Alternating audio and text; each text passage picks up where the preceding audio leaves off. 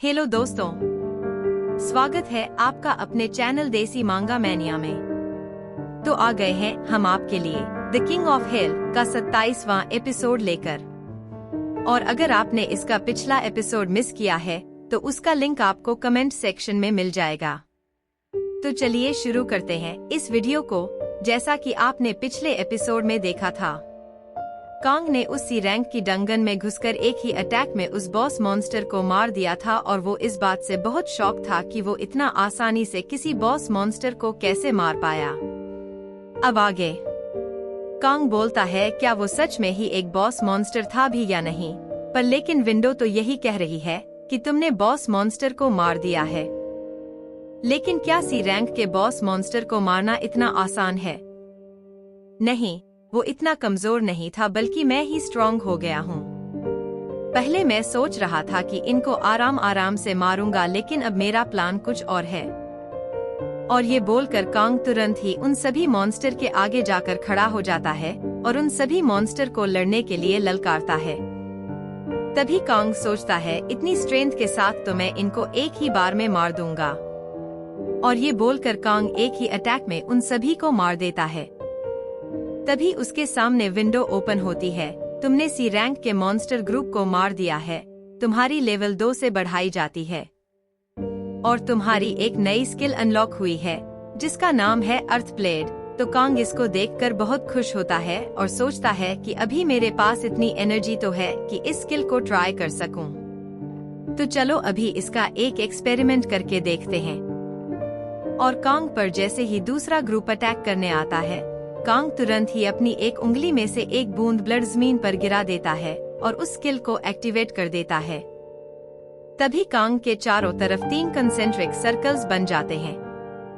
और फिर जैसे ही वो सभी मॉन्स्टर उस रेंज में आते हैं तो वो सभी के सभी कट जाते हैं अपने आप ही।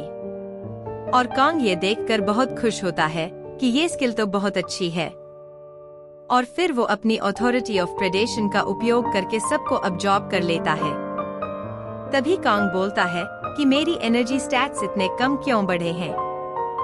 फिर कांग सोचता है कि शायद मेरी पहले से ही एनर्जी लेवल 50 तक पहुंच गई है, इसीलिए। तो कांग बोलता है मेरी वैसे भी 4 लेवल ही बचे हैं 4 अवेकनिंग में, तो मुझे और भी ज्यादा हंटिंग करनी होगी। तभी दिखाया जाता है बाकी सभी हंटर्स को, जो कह रहे होते हैं कहाँ का बॉस मॉन्स्टर, यहाँ तो कोई मॉन्स्टर ही नहीं है। और कुछ दिखे थे वो भी पता नहीं कहाँ भागे जा रहे थे। और तभी वो उस जगह पर पहुँच जाते हैं जहाँ कांग ने उनके बॉस मॉन्स्टर को मारा था। वो जमीन पर बने गड्ढे को देखकर बोलते हैं यहाँ मॉन्स्टर थे, पर लेकिन यहाँ कोई दिखाई क्यों नहीं दे रहा, ना ही कोई मॉन्स्टर और ना ही उनकी कोई हड्डियाँ। और वो सभी परेशान होकर वापस चले जाते हैं, ये बोलते हुए कि हम इसकी शिकायत करेंगे। तभी कांग भी उनके पीछे छुपकर से आकर मिल जाता है। और जैसे ही वो सब बाहर निकलते हैं, वो सभी गार्ड्स पर चिल्लाने लगते हैं कि तुमने यूं ही डराया हुआ है वगैरह वगैरह। लेकिन तभी एक आवाज बहुत तेज से गूंजती है, चुप हो जाओ सभी। और ये आवाज सुनकर तो कांग भी शॉक हो जाता है। तभी कांग देखता है कि ये आवाज तो वारंग स्क्वाड के लीडर की है और बाकी सभी बोलते हैं ये तो वारंग स्क्वाड 3rd डिवीजन की लीडर बैक वायोन है। सभी सोच रहे होते हैं क्या किसी ने गार्ड पर हाथ तो नहीं उठा दिया, लेकिन कोई अपनी जान क्यों गवाएगा ऐसा करके। तभी बैक बोलती है कि हम यहाँ फॉल्स रैंकर की इन्वेस्टिगेशन के लिए आए हैं। हमें ये पता चला है कि पहले वो डी रैंक के गेट में जा रहे थे, लेकिन अब वो सी रैंक के गेट्स में भी अपीयर हो रहे हैं।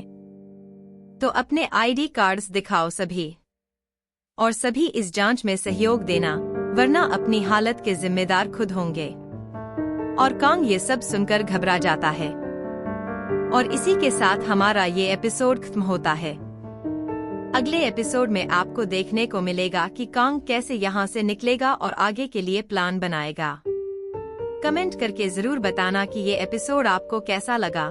लाइक, शेयर और सब्सक्राइब करना हमारे चैनल को, ताकि हम आपके लिए ऐसी ही और भी अच्छी अच्छी सीरीज लाते रहें। मिलते हैं अब नेक्स्ट एपिसोड में, तब तक के लिए बाय बाय, टेक केयर।